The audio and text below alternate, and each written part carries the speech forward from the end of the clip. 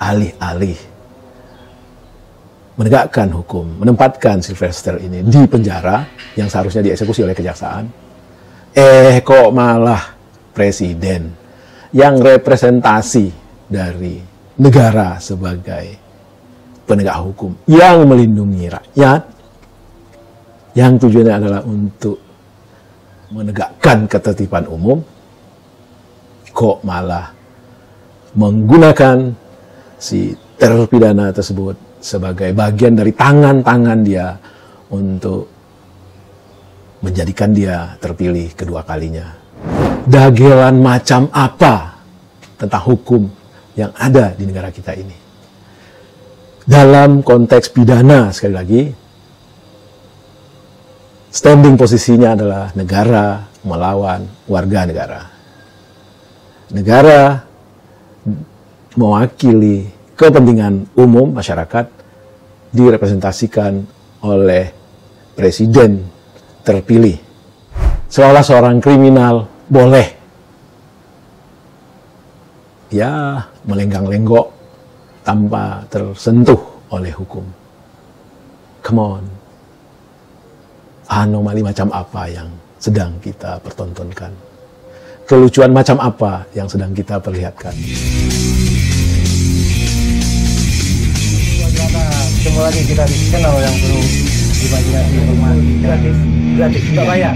Assalamualaikum warahmatullahi wabarakatuh. Apa kabar teman-teman sobat Kicau Jelata? Mudah-mudahan Anda semua selalu dalam keadaan sehat dan tentu saja harus tetap semangat.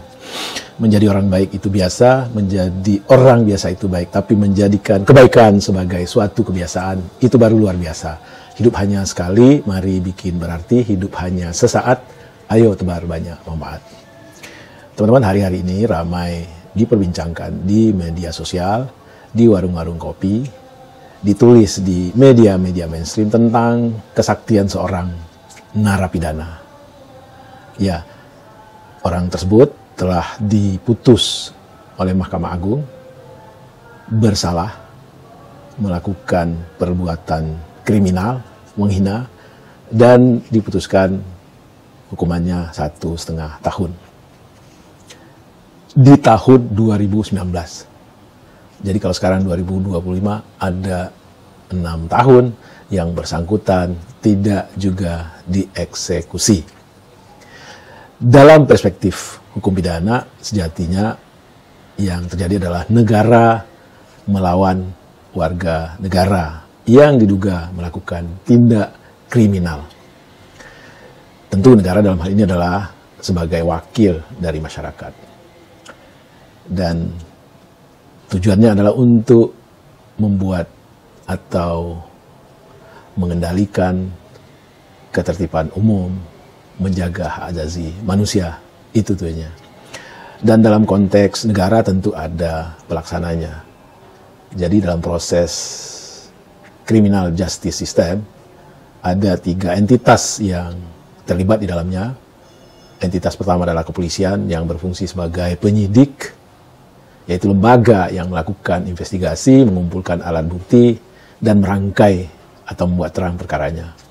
Yang kedua adalah kejaksaan, dalam hal ini adalah yang mewakili negara untuk melakukan penuntutan atas satu tindakan pidana. Dan yang ketiga adalah peradilan, di mana hakim bertindak selaku lembaga yang independen, yang tidak menjadi bawahan dari siapapun. Atasan hakim adalah Tuhan yang Maha Esa.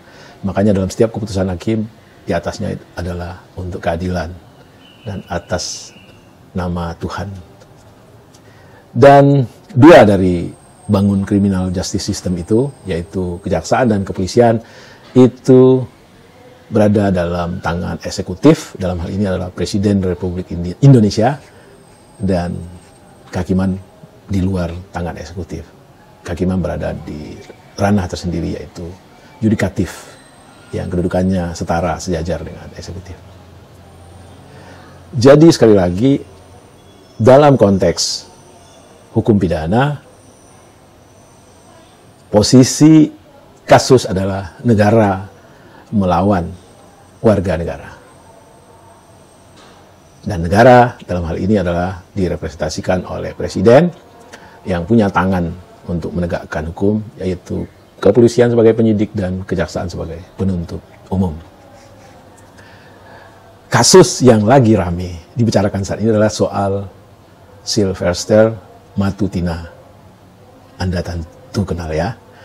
Anda tentu pernah menyaksikan bagaimana sepak terjang kiprah narasi yang dibangun oleh orang ini di televisi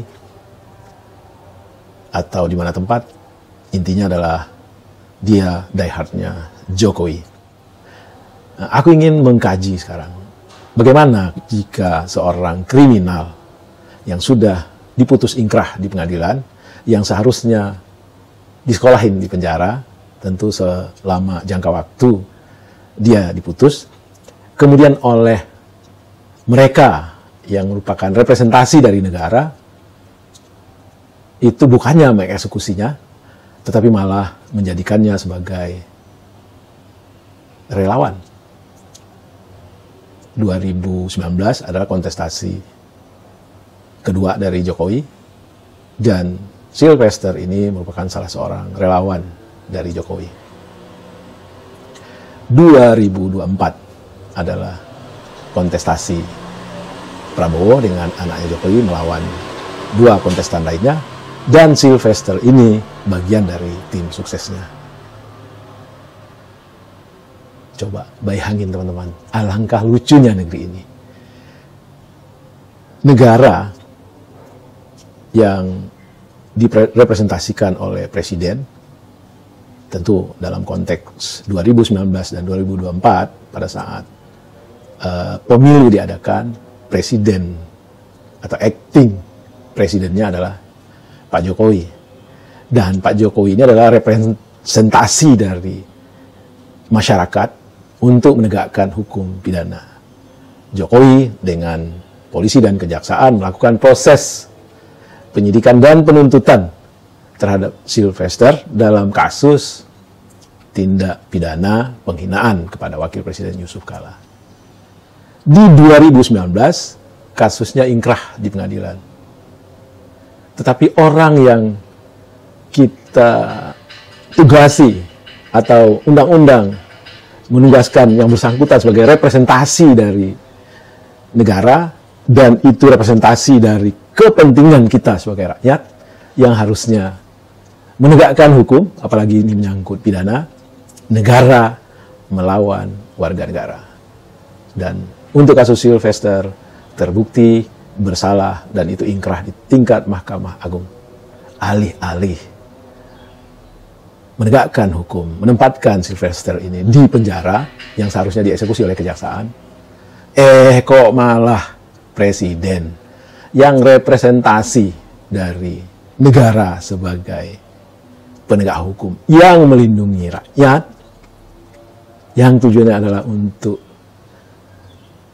membuat negeri ini tertib, menegakkan ketertiban umum, kok malah menggunakan si terpidana tersebut sebagai bagian dari tangan-tangan dia untuk menjadikan dia terpilih kedua kalinya.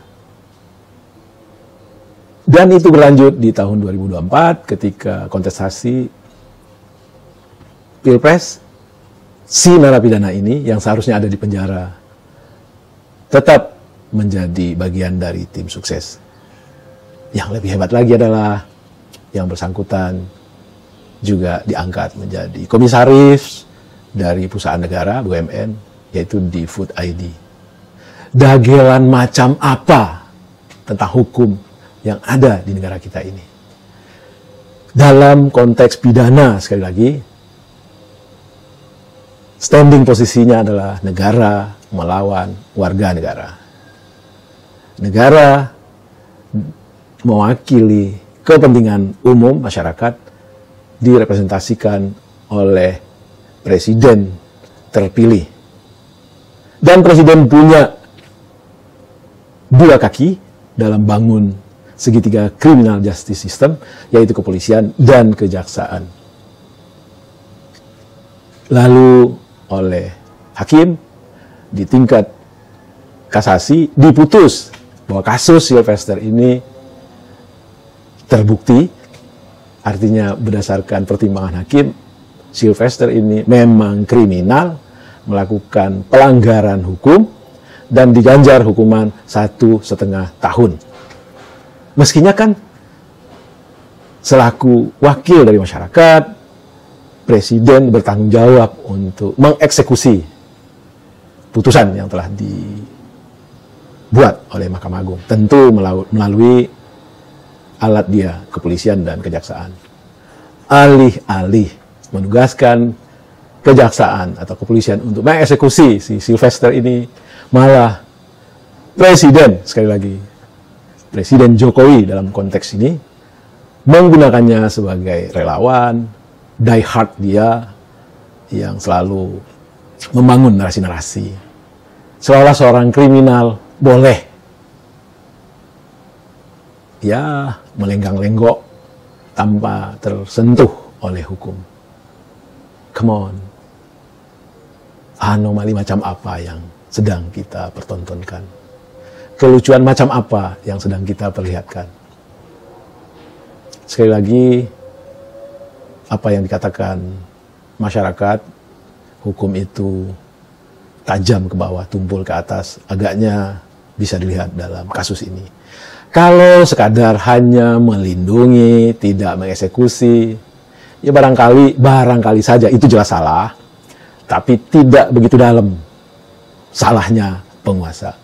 Tapi ini penguasa yang seharusnya menegakkan hukum untuk tujuan ketertiban umum, malah menggunakan, dalam tanda petik, si tersangka menjadi bagian dari tim dia, menjadi bagian yang memperkeruh suasana, yang membangun narasi sifatnya tipikal mengadu domba, menyerang personal dari orang yang kebetulan berada di luar perahu sang presiden. Jadi wahai para ahli hukum, tolong dikaji apakah perbuatan presiden yang seharusnya tugasnya adalah mewakili masyarakat untuk menegakkan hukum dalam konteks hukum pidana, tetapi pada saat dia berkuasa malah si terpidana dia gunakan menjadi bagian dari tim sukses dia. Apakah perbuatan presiden tersebut melanggar hukum? Biarlah para ahli hukum untuk mengkajinya. Bagi kita sebagai rakyat jelata, berdoa dan berharap agar hukum benar-benar diterapkan, ditegakkan untuk kepentingan menegakkan, menciptakan ketertiban umum. Tidak tajam hanya ke bawah, tapi juga tajam ke atas. Dan insya Allah jika itu yang terjadi, negeri ini akan menjadi negeri yang damai, aman, sentosa, dan surga bagi kita semua. Salam sehat dan bahagia. Wassalamualaikum warahmatullahi wabarakatuh. Di negeri yang tak berantah, demokrasi hilang arah, dikemas begitu indah, seakan rakyat yang berdaulat.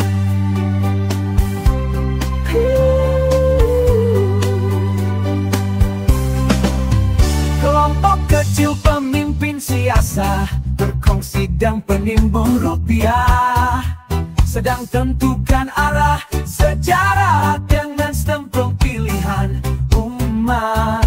Dari pusat sampai daerah, pemilu hanya seolah-olah pilihan hasil ayat dan pilah, berdasar kroni atau rupiah. Outputnya nyata tanpa celah, suasana negeri makin gundah. Dari ibu kota sampai daerah, beranak pinak keluh kesah.